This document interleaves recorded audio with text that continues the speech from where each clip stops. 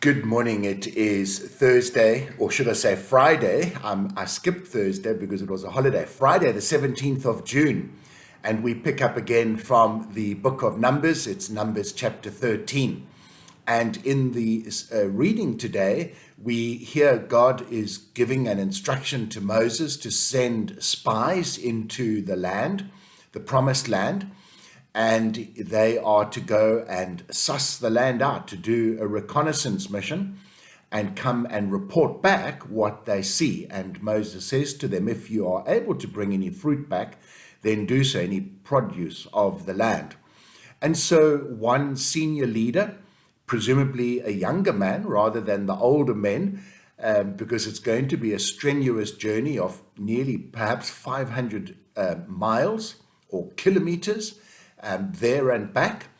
And of the 12 men that are sent, two names stand out, and we need to draw attention to them because they become significant going forward. The first is a man called Caleb, and the other is a man called Hoshea. And Hoshea is important because Moses changes his name to Joshua, and I'm sure Joshua begins to ring bells in your thinking. So Caleb and Joshua, his new name, along with 10 other men, go and they explore the land. And a significant journey, some perhaps 500 miles, there and back. And they reconnoiter the land. And on the return journey, they do in fact pick a bunch of grapes. They also pick a few other pieces of fruit, pomegranates, for instance. And the bunch of grapes is so big, we're told, that they have to carry it on a pole slung between two men who are carrying the pole. Such is the size of the bunch of grapes. They go back to Moses and they share the story. And they begin by sharing the truthfulness. It is a land of milk and honey. It is a land with sufficient water. It is a land with very, very fertile soil. Everything is wonderful. And then the men begin to exaggerate a little, and they talk about the descendants that they discovered and the fortified cities that they came across. And there's a sense in which, in reporting that was part of their mission, but they embellish it, they take it further, and they tell Moses that we are not to go into the land. Now that's in direct contradiction to what God is saying. So they are embellishing the story. They're putting their own vision and mission statement and understanding into the story. And they are now telling Moses what to do. But isn't it God who is supposed to be telling Moses what to do?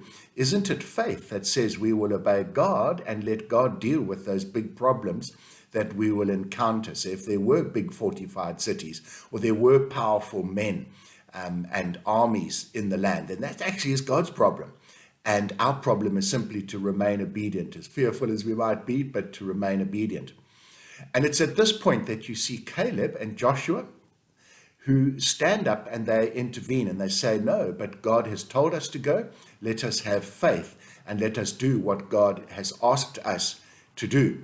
But the other 10 men, who are bringing their own vision to bear, spend the night, and they are stirring up the people and bringing about great fear and trepidation. They are mumbling and grumbling in the background and working directly in opposition to God. Not a very wise thing to do. And as we had spoken earlier this week, mumbling and grumbling is something that really does get God annoyed. And so again, a reminder, and here's a specific example from Scripture of perhaps the kind of things that even we can do, or we have seen done in the church, where those who have their own agenda come in and they sow dissent. The car park talk we spoke about, of what happens so often in a school, the kind of stuff that happens over tea or a braai after church, where certain influential people get together and they try and change the thinking and the minds of council and work against the minister and the assistant clergy and the wardens, etc., the leaders of the church. And we need to be very, very cautious about this. We're not speaking about those extreme examples where the minister's taking you off and making you eat snacks, eat grass, or drink petrol, or something quite ridiculous. There you do need to meet and talk against that. But when everything is going well, and you cannot say that what the minister is doing is wrong, because God has told you it's wrong, then be careful that you don't try and be the minister vicariously. You just sit in the pew, but at the end of the day, you're trying to determine the life of that congregation. That is wrong, and God will deal with you, and that could be rather scary. So don't do that. Have faith. Let God solve the problems. You need to just have faith and be obedient to God. And if you're elected into leadership, exercise your leadership. Speak your mind, but don't speak against God and against the leadership. So folks, have a wonderful weekend, and we'll chat again next week. God bless.